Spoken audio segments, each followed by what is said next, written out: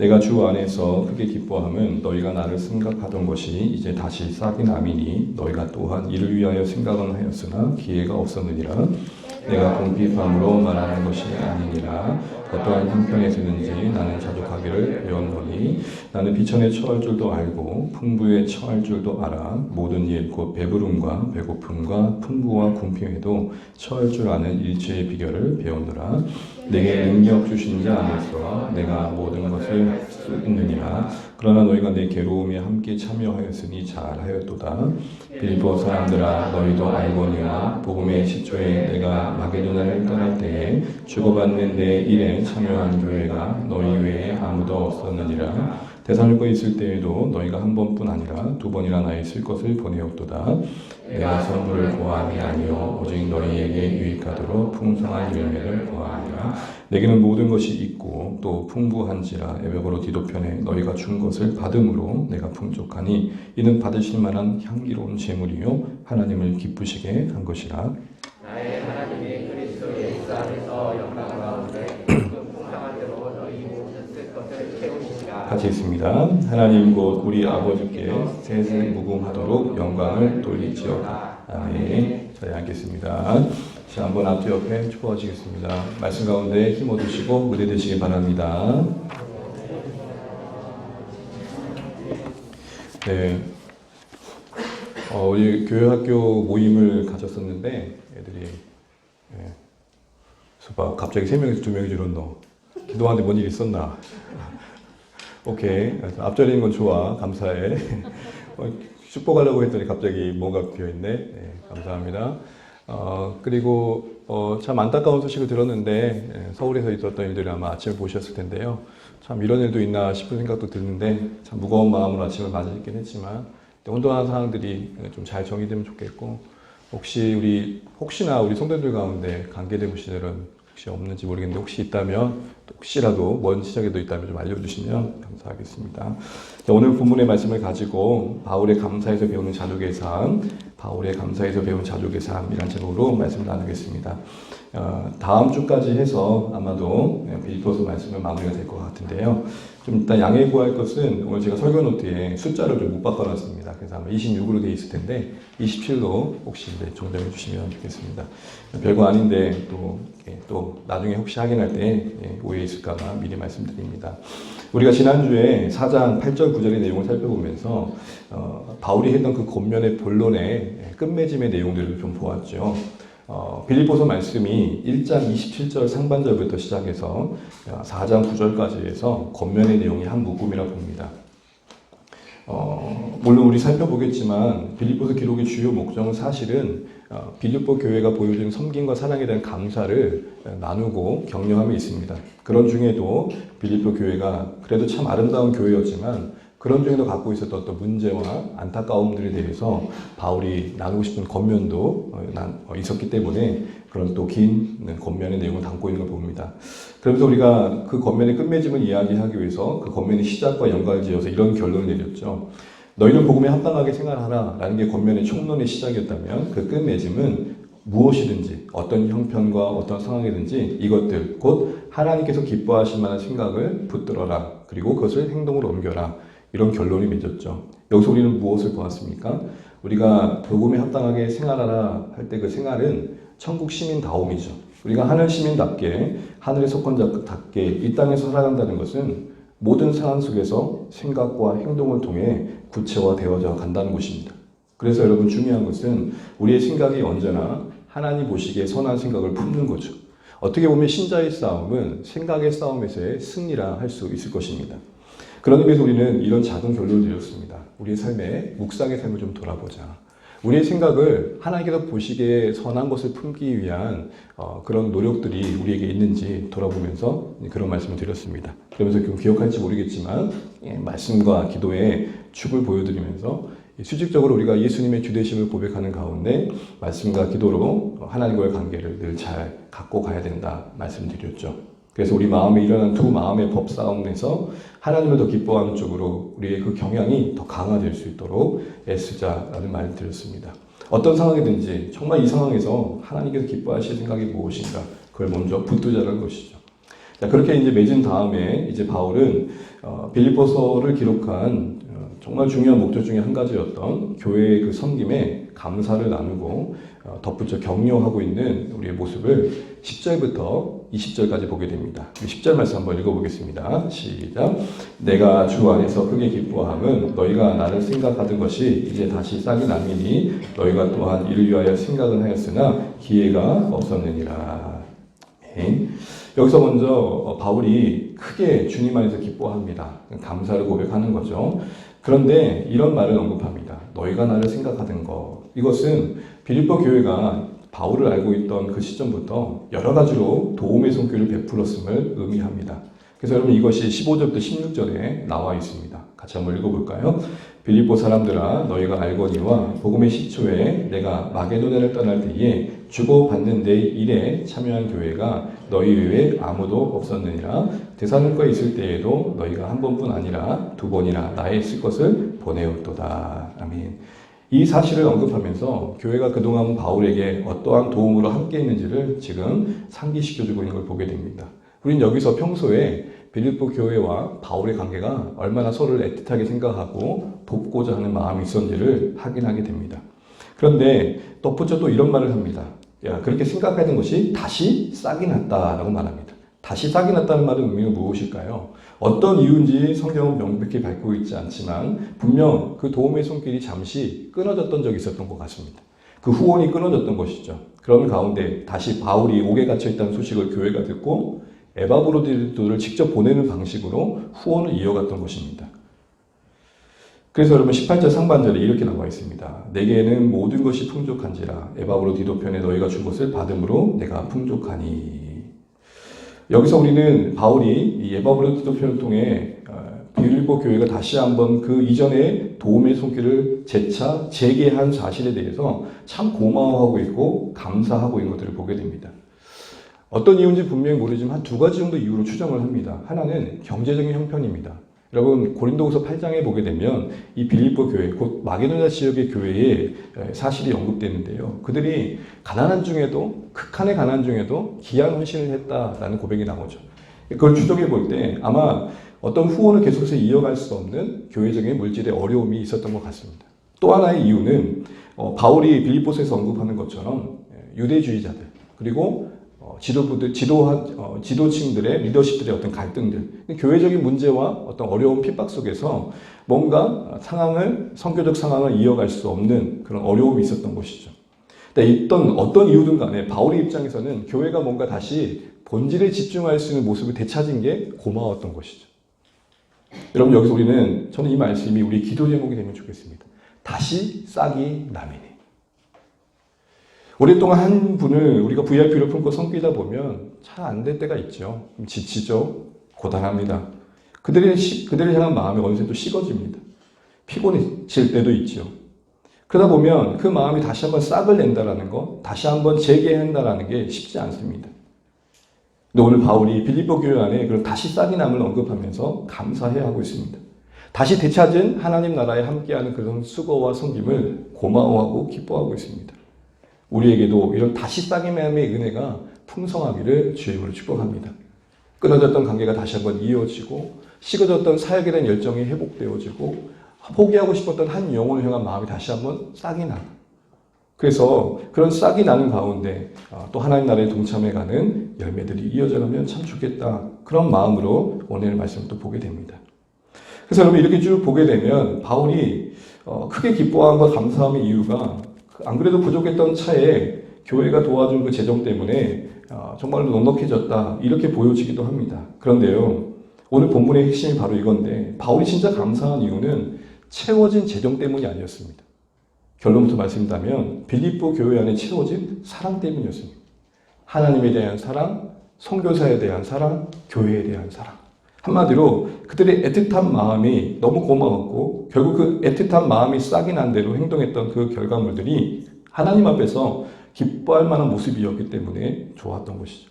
이걸 강조하기 위해서 바울은 11절과 17절에 아니요라는 같은 구조를 가지고 이렇게 말합니다. 내가 궁핍함으로 말하는 게 아니다. 그러니까 교회 입장에서는 마치 바울이 그래도 힘들었는데 너희가 도와줘서 고마웠다라고 비춰질 것에 대한 염려를 하며 그건 아니다라고 말하는 겁니다. 또 이렇게 감사하는 것이 혹여나 더 물질을 보내다는 것처럼 오해될까봐 그렇게 비춰질 것을 생각하면서 그것도 아니다라고 말하면서 내가 진짜 감사한 것은 교회가 다시 한번 하나님 나라의 그 애틋한 마음을 가지고 동참하게 된 그 결과다, 이 얘기를 하는 것입니다. 이걸 더 쉽게 이야기하면 여러분, 우리가 자녀들이 가끔 기특한 일을 할 때가 있죠. 여러분 부모님의 어떤 기념일에 아니면 생각지도 못했던 어떤 이벤트, 그런 행동들을 할 때 여러분 아이들이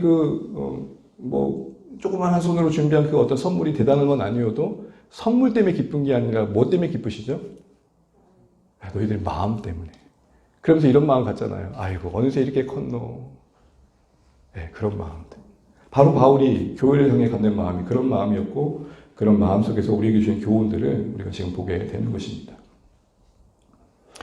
그러면서 여러분, 이런 우려 차원에서 그건 아니다, 궁핍에서 말하는 건 아니다, 선물 구하는 것도 아니다 라는 내용 속에서 잠시 오늘 전체적인 주제와 조금은 지류가 다른 내용이지만 한 가지 언급할 것은, 여기서 일단 우리가 교회의 입장을, 교회의 마음을 배려해 주려고 애쓰는 바울을 보게 됩니다. 무슨 말입니까?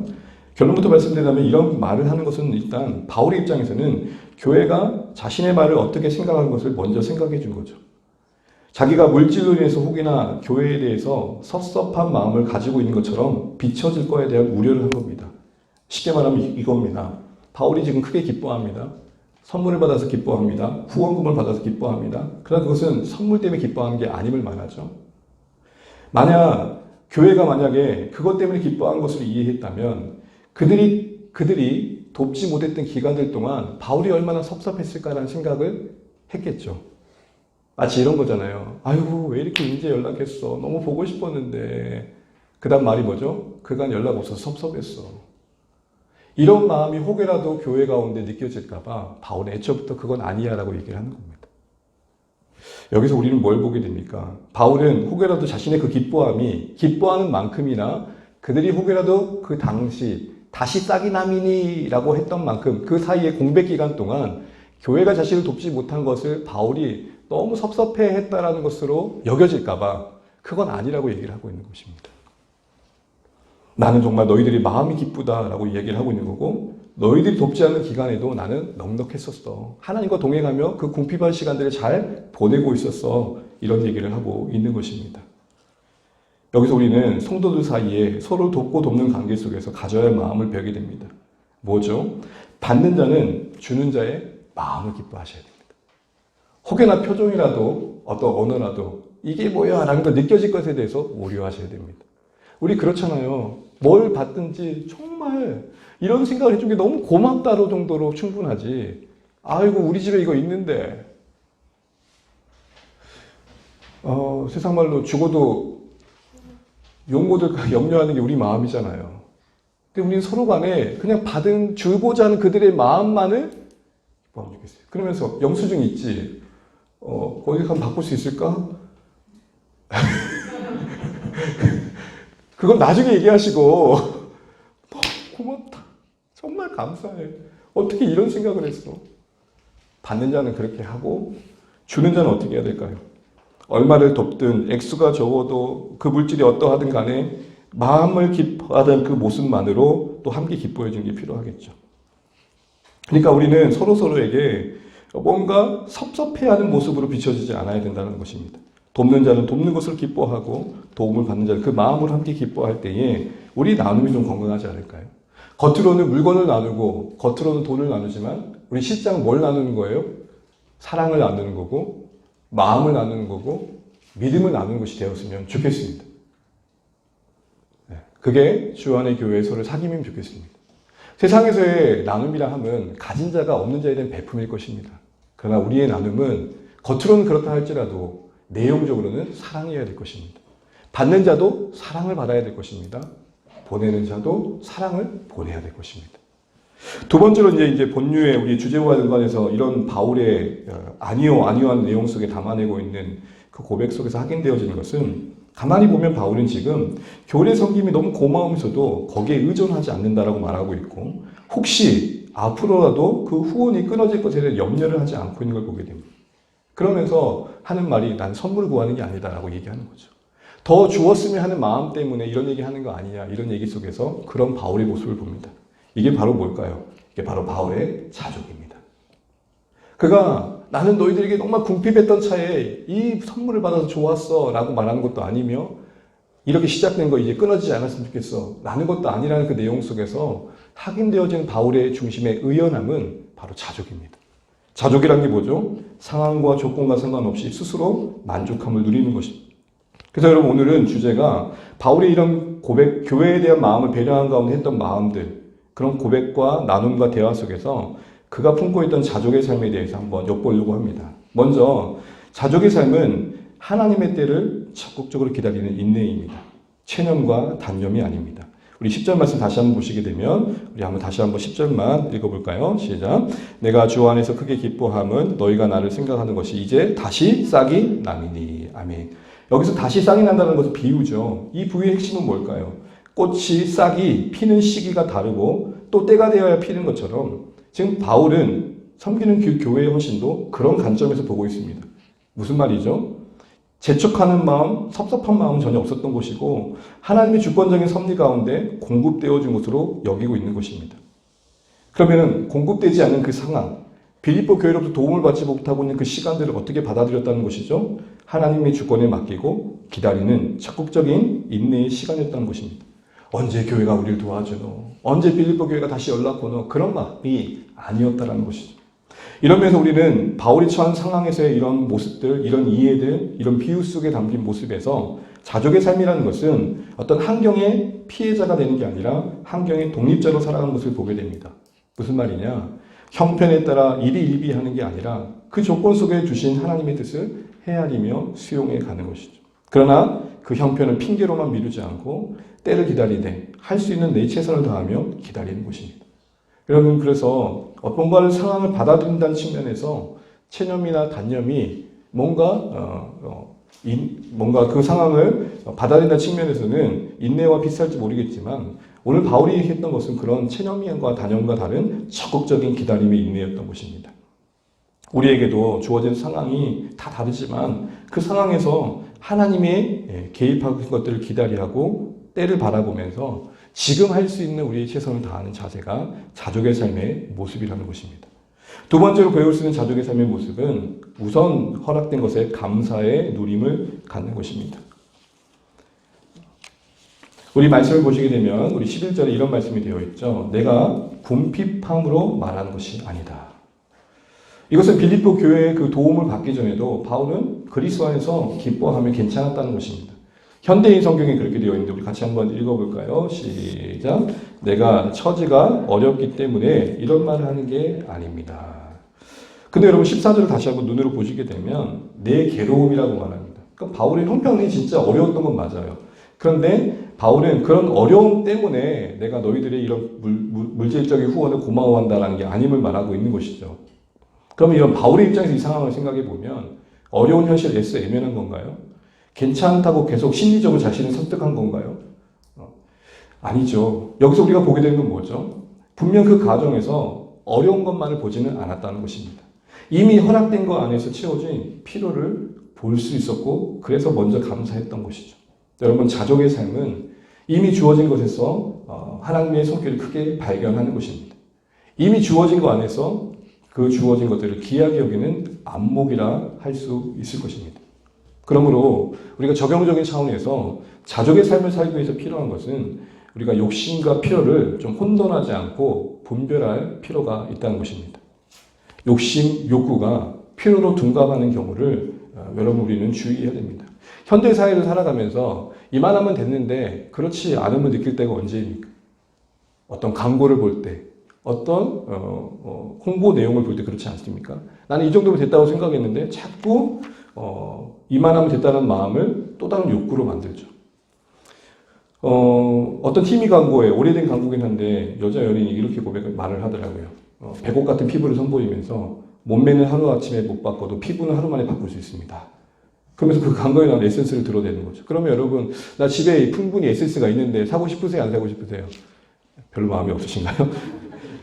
이런 광고들을 들게 되면은, 난 이 정도면 됐다 생각했는데, 당장 그걸 구매하지 않는 것 같은 유혹을 느끼게 되는 거죠. 무슨 말이냐? 감사했던 마음에 불만족스러운 마음이 어느새 스며드는 거예요. 이 정도면 됐다 생각했는데 뭔가 좀 불편한 마음이 드는 거죠. 말이 좋아 구매욕이지 욕구를 필요로 재둔갑한 거죠. 홈쇼핑은 어떤가요? 여러분 요즘 저는 거의 뭐 볼 기회는 없는데 보게 되면 저도 보게 되면 꼭 사고 싶을 때가 언제죠? 홈쇼핑 그 안내한 사람이 뭐라고 합니까? 그 사람이 이야기하면서 곧 마감 임박합니다. 그러면서 이제 마감 임박 서비스를 1+1 드립니다. 다시 없는 기회입니다. 그럼 여러분 일단은 어때요? 전화기를 들고 일단 사놔야겠다는 생각이 들죠. 이런 소비 심리를 자극하는 겁니다. 그래서 자극받다 보면은 성령 안에서 우리가 다 들여지고 성신이 임해야 되는데 또 다른 신이 임하죠. 지름신이요. 막 임해가지고 지갑이 열리고 카드가 결제되고. 제가 진짜 오래된 건데 지금도 가슴 깊이 남아있는 광고 하나가 있어요. 왜 이런 광고를 했을까인데 지금은 정말 쳐다보도 않는 차일 수 있을 텐데요. 그랜저 광고입니다. 각 그랜저가 처음 나왔을 때. 광고 카피가 이렇습니다. 어떻게 지내냐는 친구의 말에 그랜저로 답했다. 뭐 제게 적용하자면 어떻게 지내라는 질문에 포르테로 답했다. 그랜저 그러면서 마지막 나레이션이 이렇게 말해요. 그랜저 당신의 오늘을 말해줍니다. 사랑하는 여러분, 우리가 별거 아닌 것 같은데 이런 말들을 주고 들으면서 어느새 족한 마음에 불편한 마음이 드는 거예요. 바꾸고 싶은 마음도 들고 다시 새로 사고 싶은 마음도 들고 한 예이지만 우리가 이 마음들을 경계할 필요가 있다는 것입니다. 이미 주어진 곳에서 감사하고 이미 허락된 곳에서 누릴 수 있는 마음을 뺏기지 않아야 된다는 것이죠. 그래서 히브리서 13장 5절 이렇게 말합니다. 우리 읽어볼까요? 시작. 돈을 사랑하지 말고 있는 말을 족한 줄로 아느라 그가 친히 말씀하시기를 내가 결코 너희를 버리지 아니하고 너희를 떠나지 아니하리라 하셨느니라. 아멘. 있는 말을 족하게 여기고 함께하는 하나님께서 필요한 것을 채워줄 것을 기대했던 바울의 마음속에 지켜졌던 그 자신에게 비록 어려운 형편이겠지만 그런 중에도 주셨던 것들을 붙들었고 감사했던 거죠. 바울이 상황이 괜찮아 해서 괜찮았다고 말하는 게 아닙니다. 나는 궁핍함 때문에 말하는 게 아니란 말은 어려움을 부정하는 게 아닙니다. 그런 중에도 누리는 게 있었다. 그런 중에도 감사할 수 있게 있었다. 그런 중에도 허락된 거 안에 나는 주님께서 베푸신 은혜에 감사했다. 이렇게 얘기하는 것이죠. 그래서 여러분 우리에게 있는 바를 족하게 여기는 그런 소중한 마음 잘 간직해가면 좋겠습니다. 더하여서 오늘 세 번째로 보면 이 자족의 삶은 그 비결이 두 가지 있는 걸 보게 됩니다. 하나는 만족의 기준을 하나님께 두는 것이고 능력의 근원을 하나님께 두는 것입니다. 12절, 13절 말씀 함께 읽겠습니다. 나는 비천에 처할 줄도 알고 풍부에 처할 줄도 알아. 모든 일 곧 배부름과 배고픔과 풍부와 궁핍에도 처할 줄을 아는 일체의 비결을 배우느라. 내게 능력 주신 자 안에서 내가 모든 것을 할 수 있느니라. 아멘. 너무 잘 알고 있는 13절 말씀. 내게 능력 주신 자 안에서 내가 모든 것을 할 수 있다는 말씀은 마음만 먹으면 못할 것이 없다는 말씀이 아닙니다. 적정의 사고방식, 번영신앙의 주장 말씀이 아닙니다. 사실은 오히려 그 반대의 말씀입니다. 왜냐하면 원래 맥락에서 문맥에서의 뜻은 바로 이것이기 때문에 그렇습니다. 문맥대로 한다면 두 글자를 넣으면 됩니다. 할 수 있는 일 앞에 감당이라는 단어를 쓰면 됩니다. 다시 읽어보면 내게 능력 주신 자에서 내가 모든 것을 감당할 수 있느니라. 좀 더 풀어보자면 내게 힘을 주고 강하게 하시는 그리스도의 도움으로 나는 하나님께서 원하신 것을 다 할 수 있었습니다. 라는 것입니다. 환경과 상황이 변해서가 아니라 바울을 바꾸시고 붙드시는 하나님 안에서 그가 하나님의 기쁨이 되는 삶을 계속해서 살아갈 수 있었습니다. 이 고백을 하는 것입니다. 여러분, 궁핍과 풍부, 상황은 극단적이지만 그 극단 사이의 거리감을 전혀 느낄 수 없는 바울의 모습을 보게 됩니다. 여러분, 갑자기 사람이 뭔가 상황이 바뀌면 사람도 달라지는 경우를 우리가 종종 보잖아요. 근데 바울은 부할 때나 부족할 때나 늘 바울이었다는 겁니다. 이 말은 뭐예요? 부할 때나 가난할 때나 바울에게 늘 하나님은 그의 하나님이셨다는 겁니다. 좀 더 구체적으로 말하자면 배고픔에도 그가 처할 수 있었다는 고백 속에서 보듯이 그것이 그에게 원망이 아닌 그 안에서도 견딤의 감사가 있었음을 말하는 거고 배부름에서도 처할 줄 알았다는 것은 그 풍족함이 교만하거나 자고함으로 흘러가지 않았음을 우리에게 보여주는 것입니다.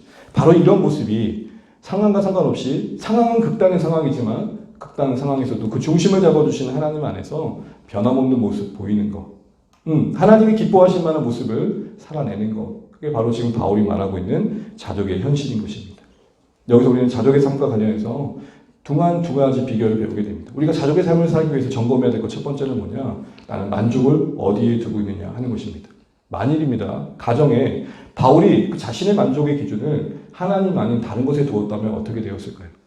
당시의 사람들이 시대의 가치관처럼 부유함과 명예로움에 두었다면요. 여러분, 그가 아무것도 없는 자가 아니잖아요. 가멜리엘 문화에서 공부했던 실력 있는 사람입니다.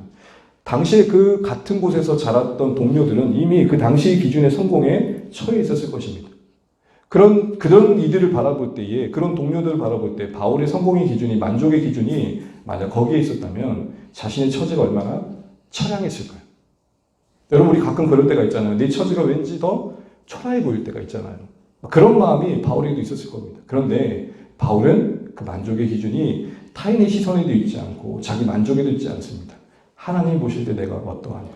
정말 이 사실이 우리에게 너무 중요하다는 것이고, 정말 내 인생의 기준이 하나님께서 보실 때 어떠하냐가 되면 사실은 우리는 웬만한 것부터 자유할 수 있다, 이 말을 하는 것입니다. 또한 두 번째로는 모든 상황에서 하나님의 도우심이 있다는 것들을 기억해야 된다는 것입니다. 그 도우심의 은혜를 구할 필요가 있다는 것이죠. 이는 현실의 조건을 따지거나 외면하지 않음을 말합니다. 만약요, 우리가 현실을 외면한다는 것은 그 현실 속에서 하나님은 실력 없는 분임을 스스로 자증하는 것입니다. 그래서 여러분, 존 메가더라는 목사님은 조금 거친 말을 하면서 염려는 이렇게 표현해서 양해를 구하지만 하나님의 면상에 주먹질하는 것이다. 여러분, 우리가 현실을 마주할 때 그 현실을 마냥 회피하고 제외시키고 외면해버린다면 그 속에서도 역사할 수 있고 그곳에서도 나를 붙들 수 있는 하나님을 우리가 부정하는 것이 될 수 있다는 것을 바울이 얘기하는 것입니다. 그래서 바울은 어떤 상황이든지 간에 내게 능력 주신 자와 함께하는 가운데 나는 넉넉히 그것을 감당할 수 있었다는 고백을 하고 있는 것이죠. 우리는 살아가다 보면 끊임없이 그 상황이 버겨와서 때로는 그것을 누군가에게 탓을 돌리면서 그 상황을 회피해 갑니다. 그리고 타인에게 그 모든 결과로 책임을 넘기면서 나는 그 상황에서의 하나님의 의지함을 감당해야 할 땀 흘림을 인정하지 않을 때가 있지요. 그러면서 또 적극적으로는 하나님은 피고 속에 아니시죠. C.S. 루이스의 말처럼 앉혀놓고는 자신이 검사가 돼가지고 하나님의 범죄 행위를 드러내듯이 하나님 그러셨으면 안 됐습니다라는 따짐이 가능해 되는 것입니다. 그러나 여러분, 내게 능력 주신 자 안에서란 말은 무슨 말입니까? 어떤 상황에서도 어떤 형편에서도 하나님은 그 백성에게 감당할 능력을 주신다는 것입니다. 여러분, 이 능력의 신비를 우리가 경험할 수 있었으면 좋겠습니다. 나도 내 안에 이런 힘이 있다는 게 참 놀랍다. 이런 버거운 인생의 짐을 내가 감당할 수 있다는 게 참 대단하다. 정말 희한하다. 이런 고백들이 우리 가운데 있으면 좋겠습니다. 왜요? 성경이 그걸 약속하고 있습니다. 우리 이사야 40장 29절 31절 한번 읽어보겠습니다. 시작.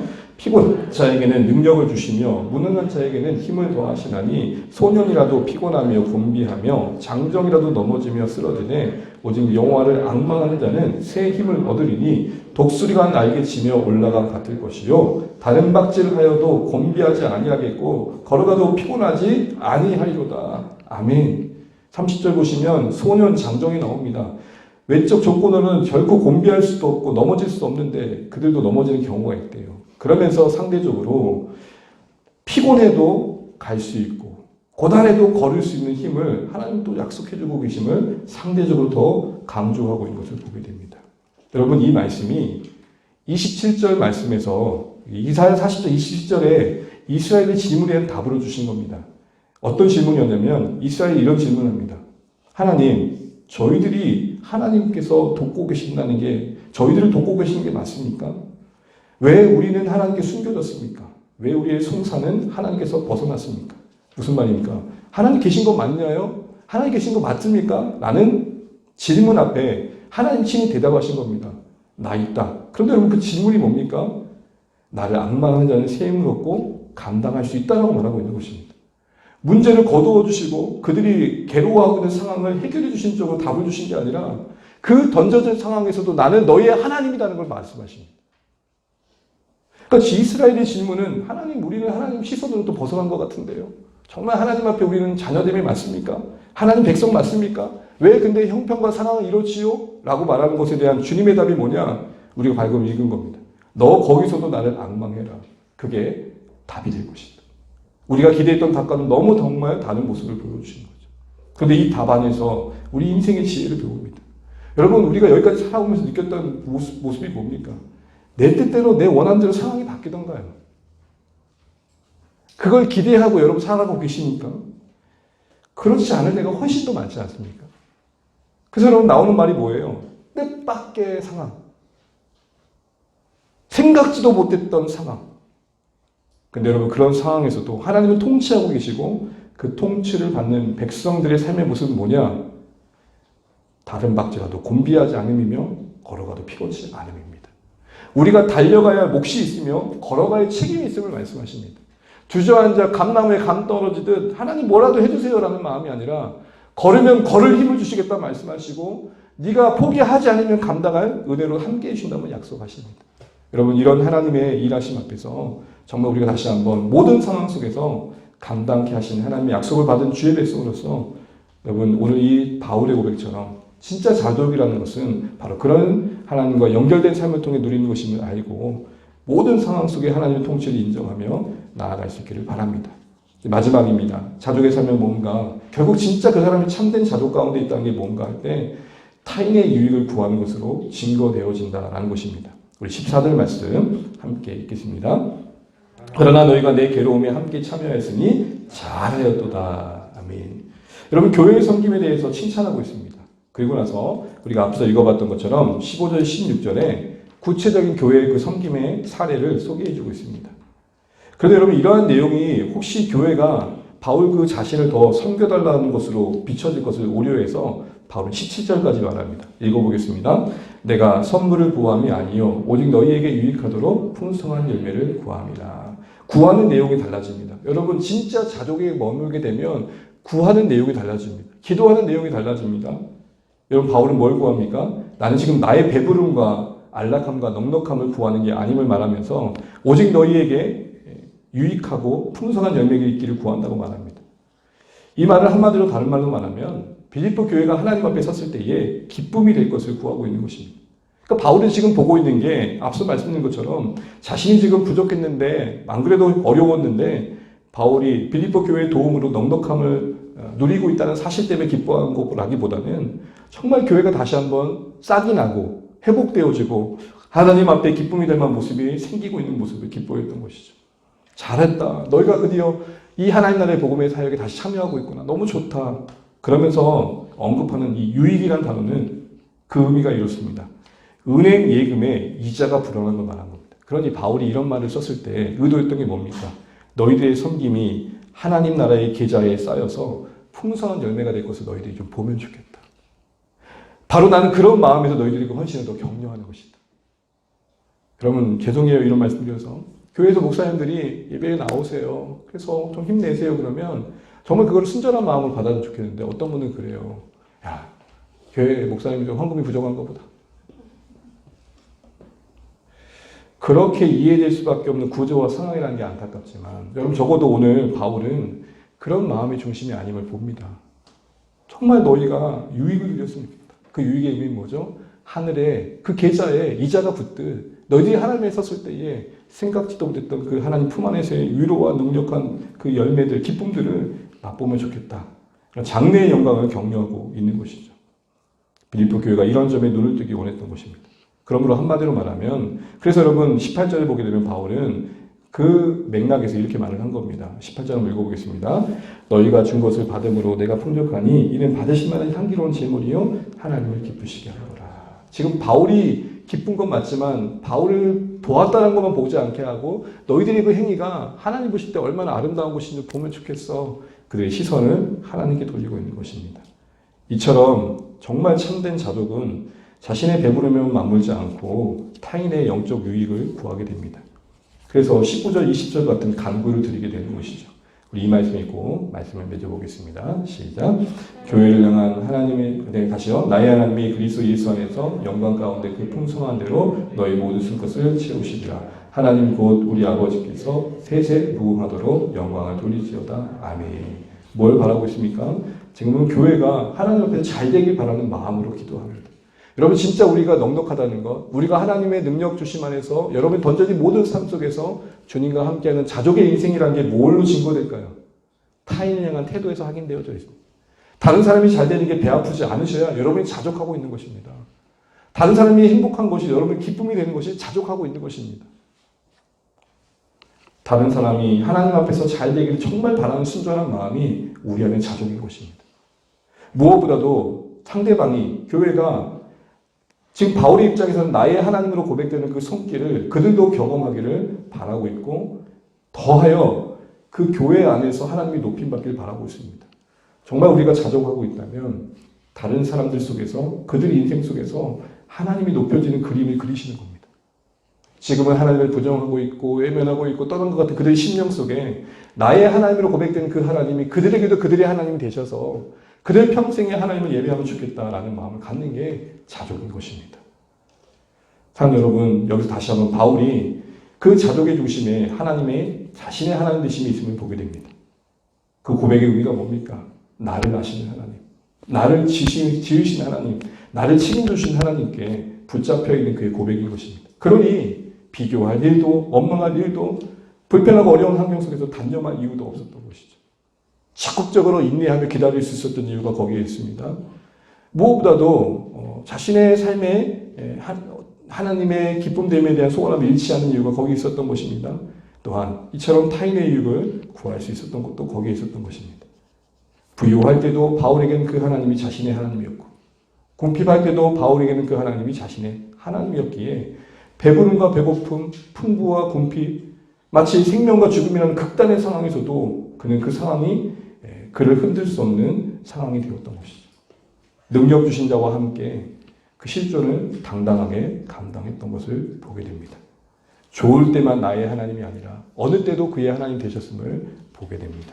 그러니 바울이 이런 고백 속에서 하나님께서 나의 하나님 되실 때에 공급해 주신 그 은혜 안에 우리 누리는 그 넉넉함이 자족의 삶을 가능케 함을 다시 한번 확인하면서 떡을 자랑하고 떡을 의지하고 떡 가짐을 명예롭게 여기는 이 시대 속에 부름받은 신자로서 우리는 우리 안에 계신 하나님 때문에 얼마나 부유함을 누리고 있는지 다시 한번 점검해보는 오늘의 말씀이시기를 주의 이름으로 축복합니다. 그 점검 차원에서 다시 한번 타인을 바라보는 마음을 느끼십시오. 혹여나 혹시 저 사람 나보다 더 잘 되면 안 되는데 그런 마음 갖고 있다면 자족을 잃은 것입니다. 혹여나 저 사람 나한테 좀 더 해줬으면 좋겠는데 나는 섭섭함이 있다면 자족을 잃은 것입니다. 우리 안에 오늘 바울이 보여준 교회와의 관계 속에서 보였던 그 자족의 마음을 잘 가꾸셔서 여러분 어느 상황에서든지 하나님 앞에 기쁨되어진 모습들도 세워져 갈 수 있는 우리 모습 되시길 바랍니다. 더하여서 우리 자신에게 점검해 볼 수 있는 건 다른 게 아닙니다.